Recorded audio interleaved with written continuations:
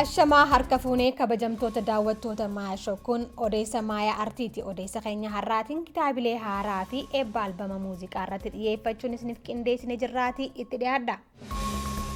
Abbaan kitaabota danuu kan ta'e barreessaa Eebbisaa Baay'isaa kitaaba gorsa jireenyaa irratti xiyyeeffachuun qophaa'ee torbee dabarsinee kana dubbistootaaf dhiyeessee jira. Kitaabni kun boqonnaalee 9 fi fuula 142 kan qindeeffame yoo ta'u, haala namaa hawwachuu danda'uun abbaan ogummaa isaatiin ilma isaa yoo gorfatu kan agarsiisudha.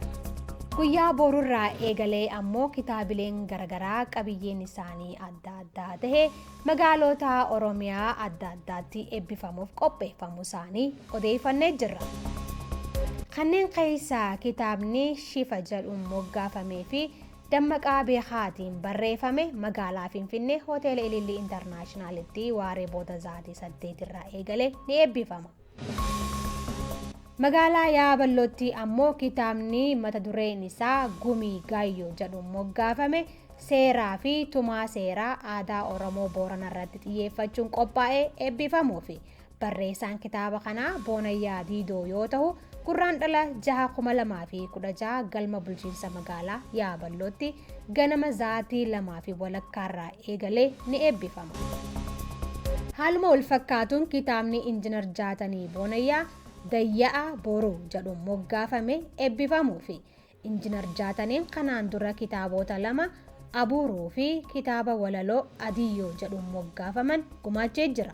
Barreessaan kun barsiisaa Yuunivarsiitii Dillaa yoo ta'u, yeroo adda addaatti ogummaa isaatii fi qo'annoowwan hawaasa horsiisee bulaan wal qabatan irratti tattaaffachuun beekama. Yeroo garagaraattis kan badhaafame yoo ta'u, kitaaba isaa Adiyyoo jedhuun moggaafameenis badhaasa ogbarruu gaaddisaa kan bara 2015 sadeessoo ta'uun injifateera.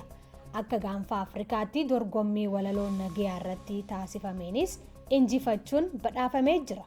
Kitaabni isaa sadaffaan kun Dayya'aa Boruu jedhuun moggaafame bifa asoosamaatiin mata dureewwan 14 fi fuula 300 qindeessuun kan maxxansiisee yoo ta'u, Gurraandhala 10,2016 galma giddugala aadaa Oromootti waaree booda sa'aatii 8 irraa eegalee ni eebbifama.